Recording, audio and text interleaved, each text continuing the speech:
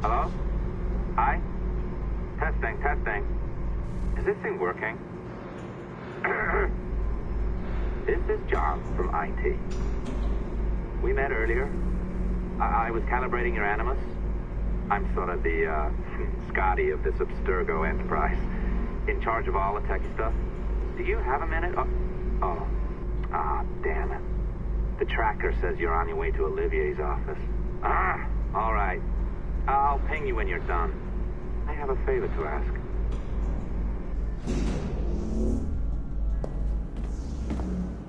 Bonjour. Go right in. He's waiting for you. Our priority.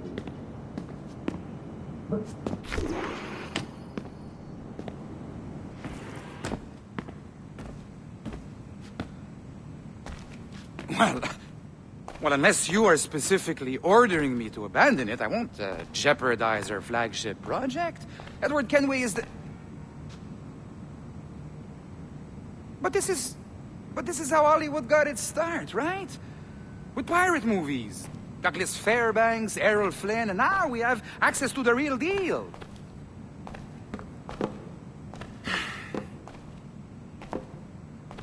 Wait. Exactly. We'll talk about all that together at the shareholders event. Right. Looking forward to seeing you too.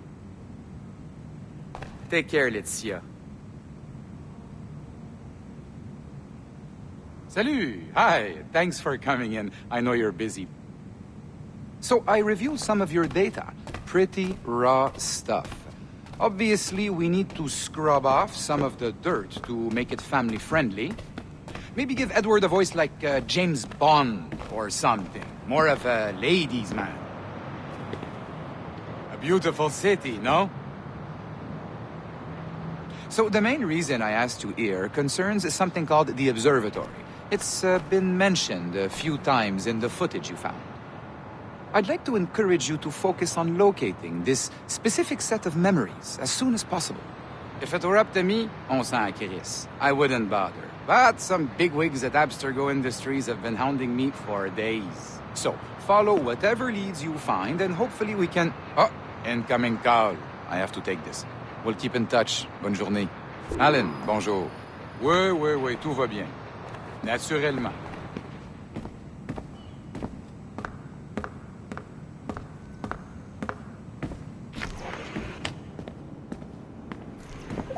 Hi, John from IT again. You got a second? Good. I'm adding a waypoint to your map. So, a colleague of yours left for vacation this morning and forgot to send a video file she promised me. Since I hate just about everyone else on your floor, I was hoping you could help me. Could you transfer the file from her computer and deliver it to the courier when she comes? It'll be easy. You just wander over to their Animus, log in, and transfer the file. Easy. And please be snappy before I find a reason to hate you too.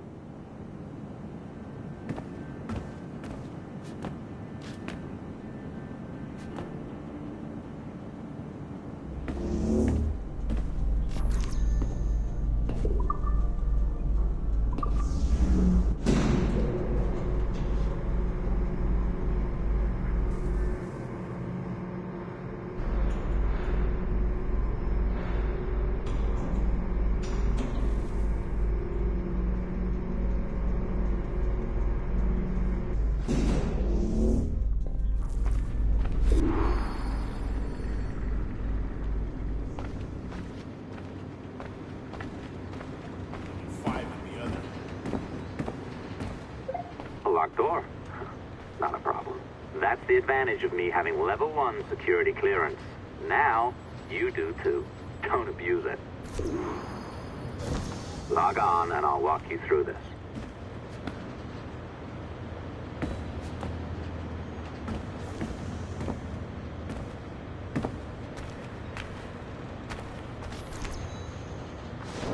Now, you need to bypass the core to find the data inside. Once you reach it, your communicator will download it automatically. You need to find your way around the core to reach the data inside.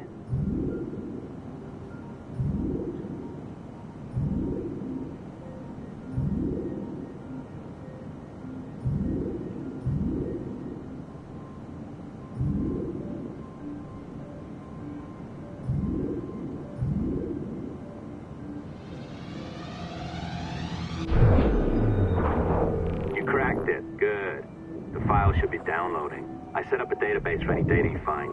Just look for the My Files section in your communicator, and you'll be redirected right away. Everything you download will be found in there. Protected by a firewall, of course. December 23rd, 2012. Sample Recovery Unit Team Lead Fisher Case reporting on Subject 17, Desmond Miles. The subject was deceased and unattended. Time of death was placed around 0000 hours and 7 minutes, with conditions favorable for DNA sample recovery. We had some initial concerns about interference in the vault, but given the skill and talent of this team, we were able to capture useful data. I personally retrieved the subject's backpack and extracted a number of objects of interest to undergo detailed analysis.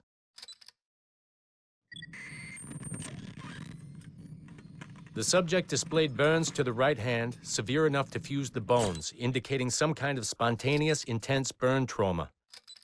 Honestly, we've never seen anything like it before. Head, neck, and torso remained in good condition. I hand-selected recovery agents to retrieve fluid samples, blood and saliva. We then commenced material extraction and were able to preserve several exemplary samples. Data analysis and sequencing is already underway, and I'm told proceeding with exceptional ease. Thanks to the cloud database and the work of Abstergo Sample Recovery Unit 3, the legacy of Subject 17 will continue uninhibited as Sample 17.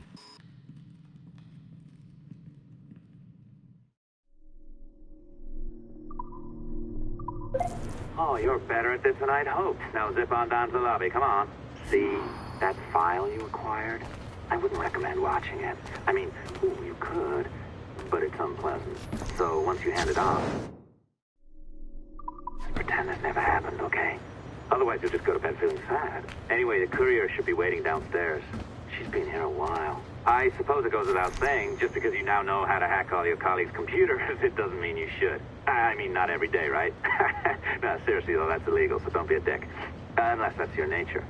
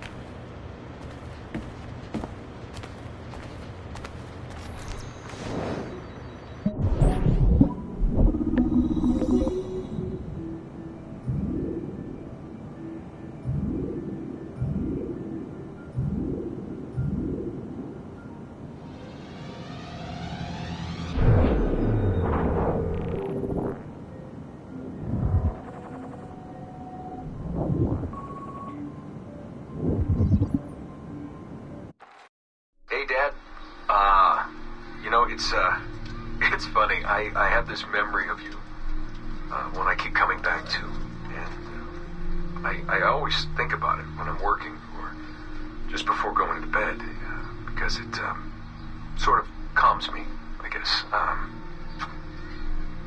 I was 14, I think, and you were trying to teach me how to walk with a light step. Remember that? How to be mindful of how much noise I made when I moved around. Simple stuff. Stuff I understand now, but back then, I gotta tell you, I thought you were just being an asshole. You told me you were gonna go up to your room and sit with your back to the door and read a book. And you wanted me to wait at least 15 minutes and then sneak up there and tap you on the shoulder without you knowing. I even remember the book you were reading at the time, the one by Captain Johnson. And you warned me that if you caught me, we'd have to start all over. Then you went upstairs. And I waited. I waited, and I waited, and I waited. I waited 4 hours before deciding to go up. And even then, it took me 20 minutes to get to the foot of the stairs. And another 30 to get up them. And then 10 to get down the hall, was at the door and peeked into your room. And I was so hoping that you'd be asleep. But no, you were still reading. And I just about shit myself.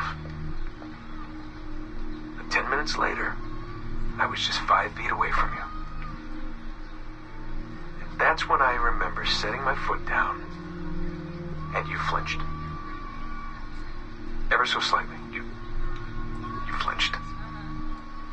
I thought maybe I'd imagined it, but I knew you'd heard me. You didn't say anything. You just checked your watch, you reached for your drink, you took a sip, and then you kept reading. But I knew I'd failed. You didn't say anything. I didn't understand why. Then I lunged and tapped you on the shoulder, and you turned around, and oh, fantastic, you said, and you scooped me up, and you gave me a big hug, and I didn't say anything. But Dad, I was so pissed off. I wanted to scream at you. I'd failed, and you knew it, but you said nothing. And I stayed mad for weeks. I thought you were patronizing me. I thought maybe you decided right there that I was never going to be the man you wanted me to be.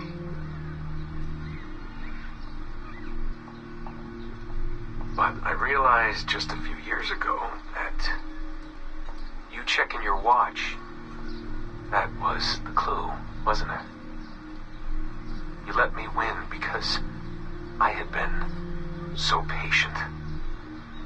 And I guess that impressed you.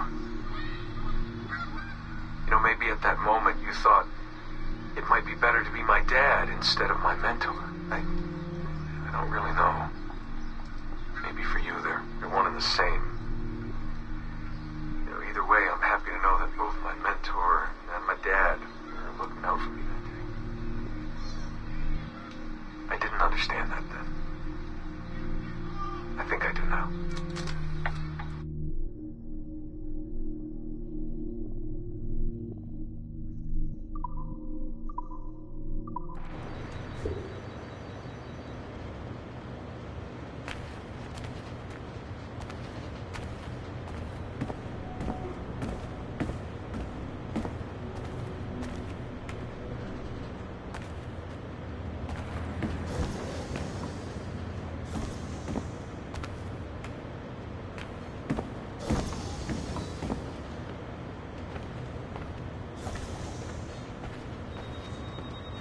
Man, I cannot wait to write your performance evaluation next year. Less than satisfactory.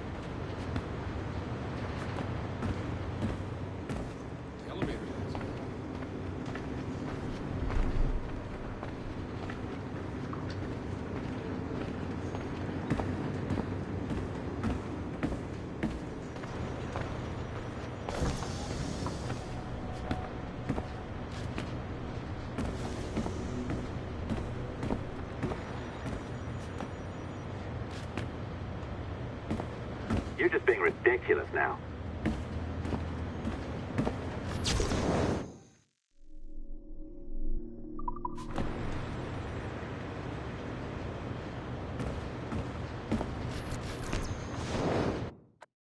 Be careful now. As the data moves, there are security programs constantly monitoring the data flow. You need to sneak past them, or they will destroy your data and send it back home.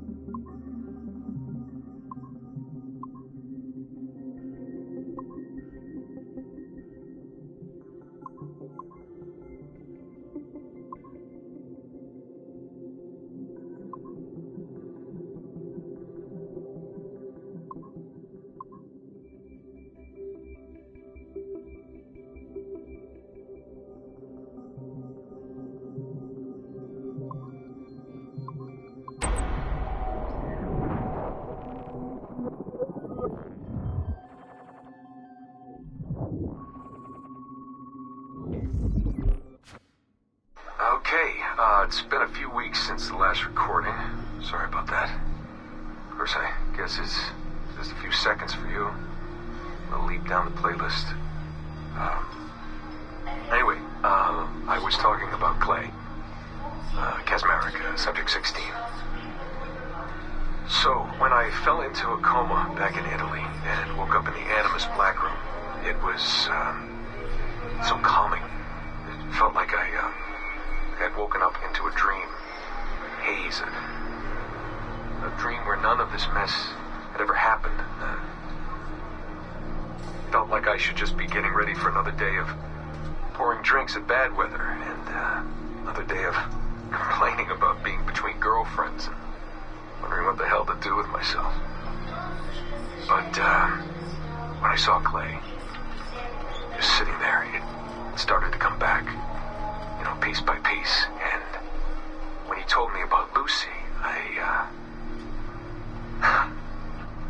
fuck, you know, it hurt. You know, realizing that I killed her without thinking or feeling anything. Not at the time, anyway. Well, then, things just kept piling on. There were more memories of Ezio and Altair and the first civilization. And then, right before he vanished, Clay passed on his memories to me. He showed me everything he had seen and lived through, and it was brief, but overwhelming. Not really sure how to explain. He saw glimpses of Adam and Eve and their escape from slavery. He saw the beginning and the end of the war between the first Civ and humans. He saw Minerva, Juno, and Tinia trying to work out their calculations. At least that's what they called them. They had these tools, these powerful machines that could predict possible futures. Not what was going to happen, but what could happen. Probabilities. And, well, they spent a lot of energy trying to figure out what was the most likely scenario for the future. Theirs and ours. And in the end, I guess they figured I was their most likely candidate. Some guy named Desmond living at the beginning of the 21st century of the Common Era. But which Desmond was the right one? Because, you see, probability is a weird thing. It can branch out in so many ways. Which version of me did they need? Was it the Desmond who got married early and had a son? One who stayed single in New York? Or was it the Desmond who moved to San Francisco to be a waiter? Maybe it was the Desmond who worked at an auto body shop in Chicago, or maybe it was the me who never ran away from his parents in the first place. First Civ had countless variations to choose from, but in the end, the lucky one was me. I'm the Desmond their best calculations spit out. I'm the Desmond they left their messages for, and I guess I have to live with that honor. What an honor. Pretty tired. There'll be more later. Ciao.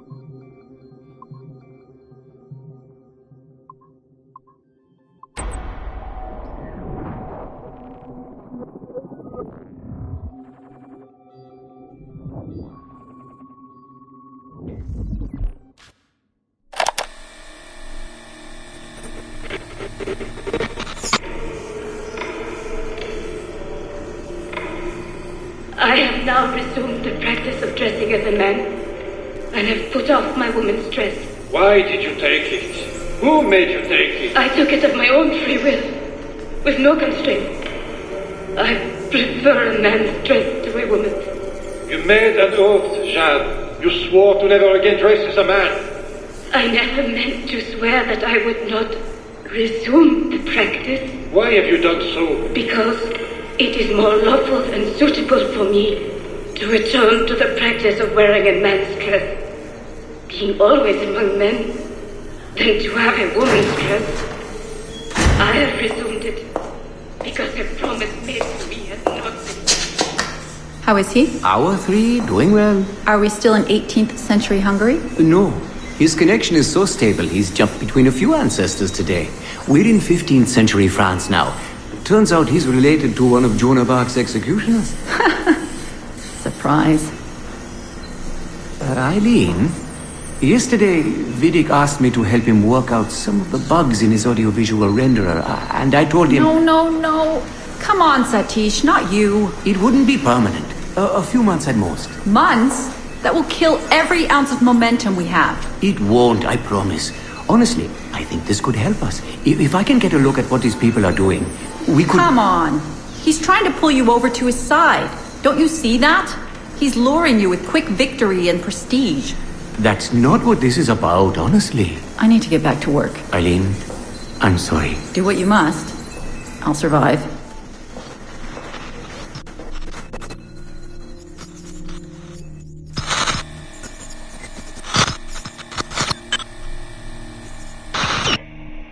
Surrogate Initiative, Test Session 32, April 2nd, 1981.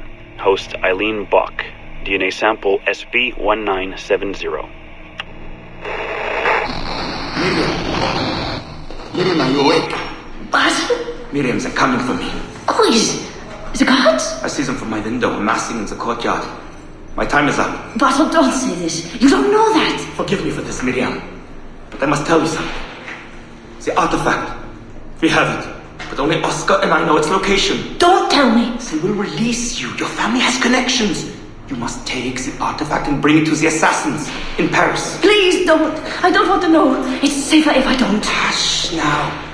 If I die, knowledge of its location dies with me. You must bring it to the assassins. Assassins?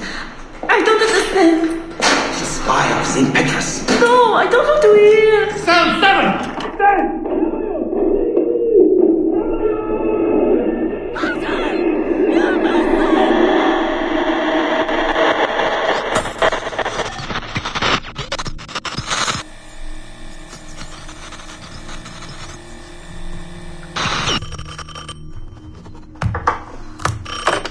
Hello? Eileen, hi. It's Carl. Carl, I know it's you. Sorry, you just sound exhausted. Did I wake you? No, I've just been busy. It sounds like it. I'm just a little tired, that's all. No, I mean, your project sounds fascinating. Your colleague, Dr. Warren Vidic, he called me recently and he told me what you've been up to. He what?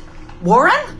Yeah, he told us about your research, memories, ancestry, all of that. He even asked if we'd be willing to come in and... No! Jesus, no! What the hell is he doing? Eileen, it's okay. We signed some papers, non-disclosure stuff. No! He's trying to fuck me over. Damn it! Eileen, we just talked about my mother, just like you and I did. World War II. That's all. It's the artifact. The what? Carl, if he calls you again, you tell him you work through me, okay? That's it. Vidic has been a pain in my ass for years, and I don't need him getting all the glory for my 2 years of hard work. All right. So how should I go about this? I mean, the wheels are in motion. I don't know. Just go through me if he contacts you again. Please? All right. You'll do that? Of course. Yes. Thank you, Carl. I'm sorry I was short with you. I've just been exhausted. That's all. It's all right, hon. Just take care of yourself. Morning, Eileen. We're almost ready. Just a few more adjustments. Okay. I had the team do some research on this artifact we've been chasing, and it appears the Third Reich actually found something matching its description sometime in 1940. Eileen, are you all right? Sorry, yeah. I'm fine. Just a little scattered. Vidic called my ex-husband last night. He wants to put him in the Animus. To find the artifact before us? Exactly. Well, it would be faster using Vidic's Animus. And maybe that would get us back to our original work. Satish, If we let that happen, then all our money dries up. Lillian is paying for us to find the artifact, not improve our methods. Do you understand? Right, of course. I'm sorry. Let's just burn those bridges when we cross them. Are we ready? Yes, just a few more adjustments, Senorian. I made a small change to the genetic input modulator. I'm hoping that buys us a few more minutes. Even a few seconds would be nice. I'm ready. All right, settle in.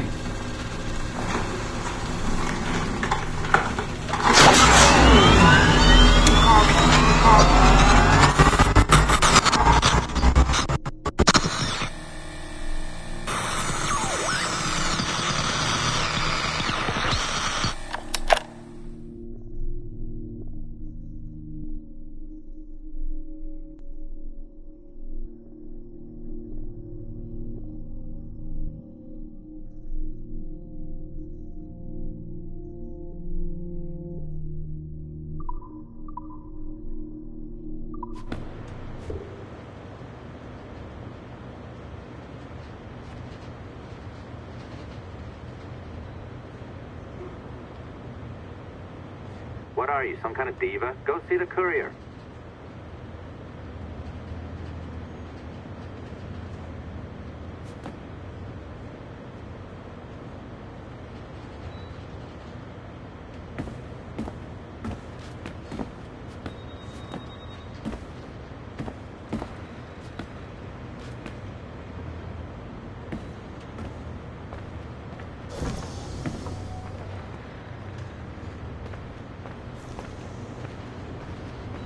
I deliver that package myself, but I'm deep into some database coding.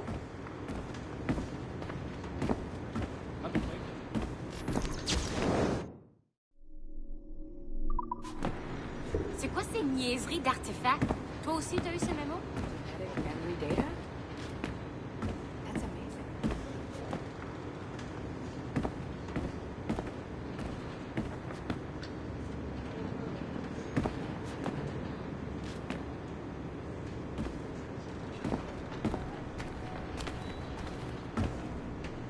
It's a bit rude making the courier wait.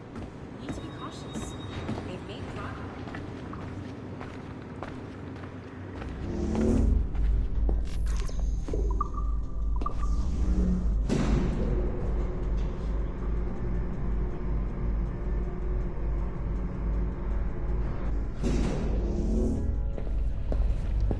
I'm not sure I can keep this up, you know? This job is well below my skill level. Yeah, well, your copy is shit. You could use some practice. Oh, look who's here. So you didn't forget, after all. You're just incredibly rude and made poor Rebecca here wait for nearly 30 minutes. You limey. Be nice. Sorry about him. He's high on his own supply. So, how should we do this? Data transfer? Great. That should do it.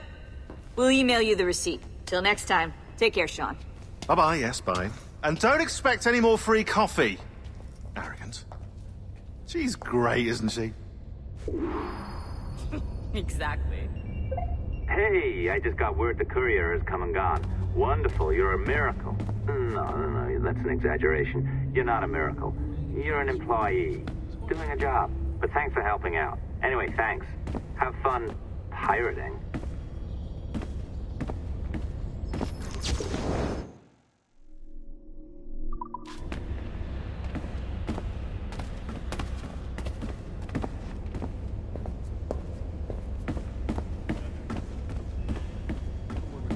See if it needs checking out.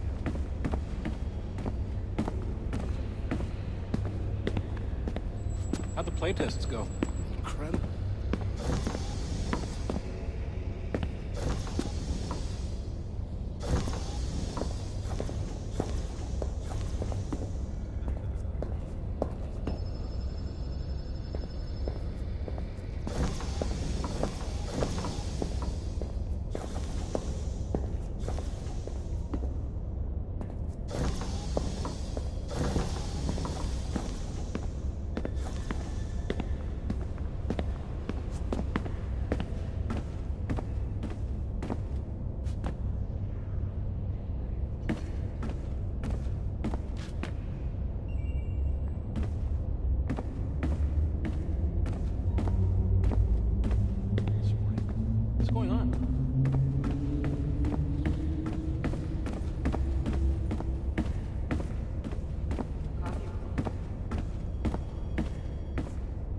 progress on that front. Always a danger.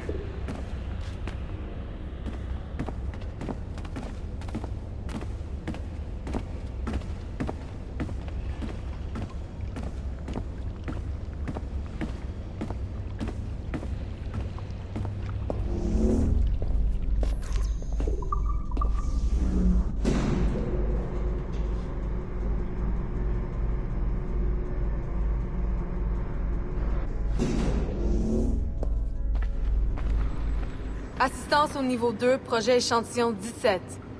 Support to the second floor, sample 17 project. Nice. Melanie, and see if it needs checking out.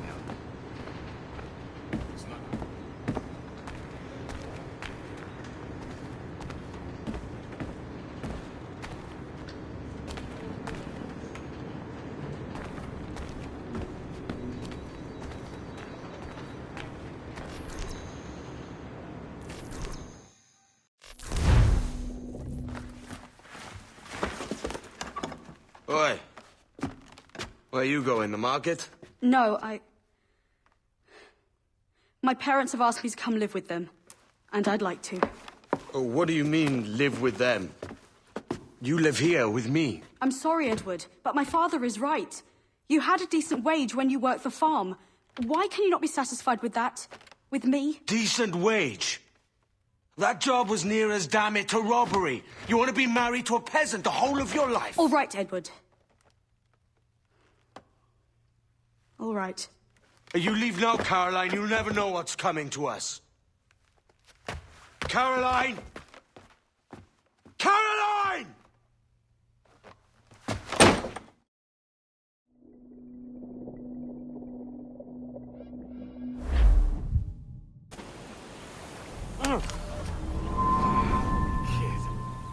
Wake up, Kenway.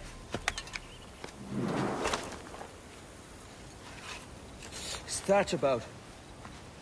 He left this morning with the galleon. As faith, we'll discover a good use for this old cove ourselves. Aye, we'll make something of it in time. We could keep a fleet here if we like. And with a bit of fixing up, it'd be a decent place to call home. Might even convince my wife to come one day. You're married, are you? In God's eyes, I am. She left me some time ago. Even so, keep that fact hid away. Most of these pirates don't respect a man with higher commitments than rum and plunder. Upon mine honor. Let me know if you find anything.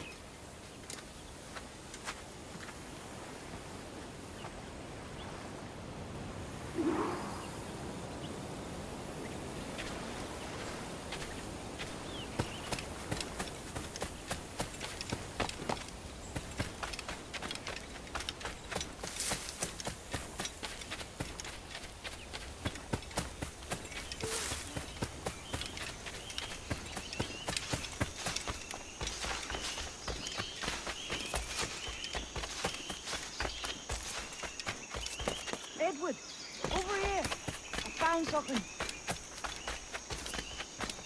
You must see this.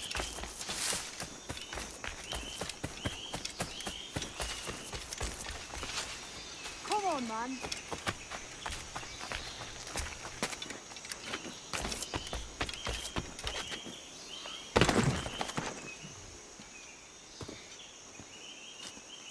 Odd-looking things, aren't they?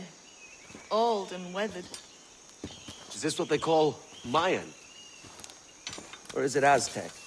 Are you good with riddles, Edward? Puzzles and ponderings and the like? No worse than the next man, why? I think you've a natural gift for it. The way you think and work. The way you understand the world. Well, I don't know about that. You're talking in riddles now and I don't understand a word. Clamber on top of this thing here, will you? Help me solve something.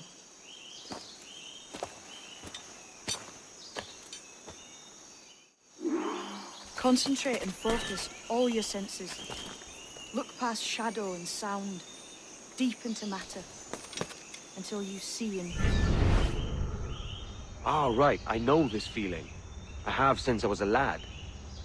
It's like using every sense at once, isn't it? to see sounds and hear shapes. Quite a combination.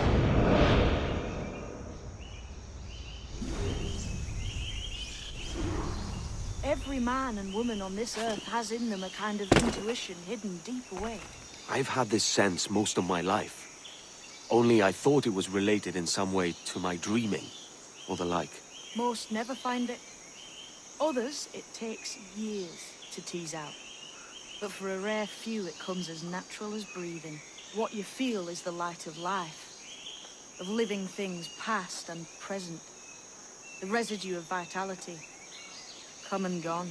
Any man's senses can be tuned well past what he's born with, if he tries.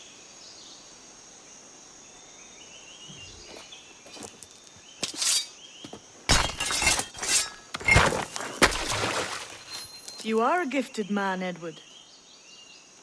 Has a strange look. Is it worth something? Nothing you can spend. But if you find all of them, it'll lead to something grand. How many? A few dozen, I think. This way. I've something else to show you.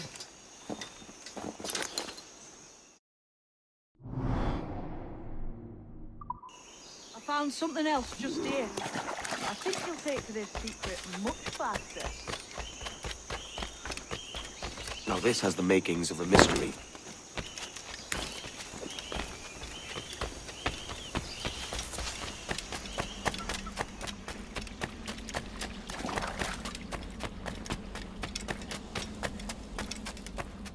It's good, isn't it? Here we are.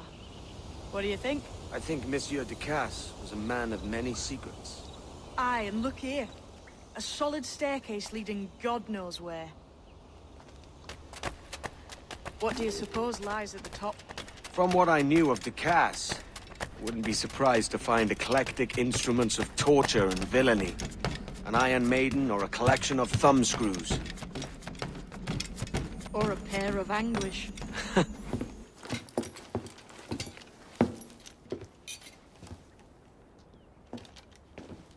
Not a nice way to kick off. But that is some damn fine gear. Try the key you took from Ducasse. That's one. Only 4 left. Aye. It might be that these 4 Templars have them. See the names here? They've been sent to kill these 4 targets. Hang me, that's the map I sold to Governor Torres in Havana. He said it marked the location of assassin encampments. You think maybe you owe them a bit of warning, then? If you have any kind of heart beating in that chest. Suppose I could? If it leads me to the 4 other keys. Bad excuse is better than none at all.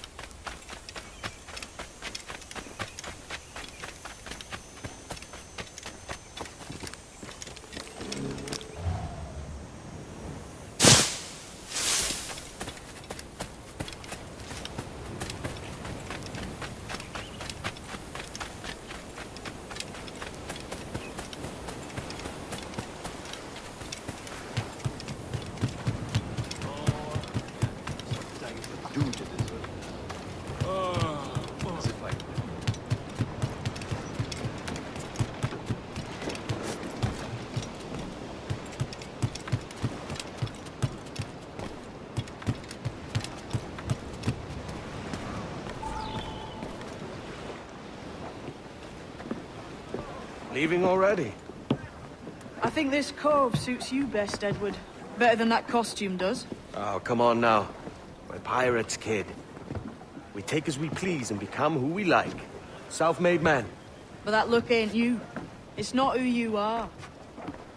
Who am I then? Hard to tell some days. All I know is you like dangerous prizes. Like the observatory? I think you know more about that than you let on in NASA. You noticed that, did you? Meet me at 20 degrees, 3 minutes latitude just off the coast of Yucatan. I'll have something to show you there in a few weeks' time.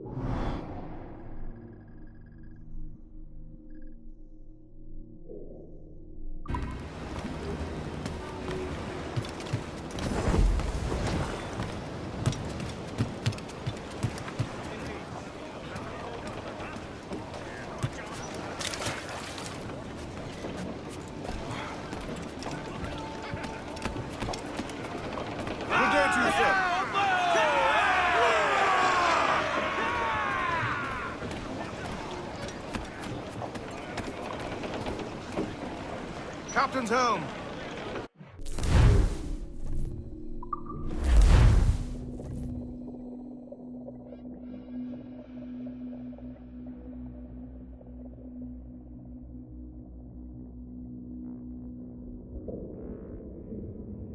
Ahoy, Captain.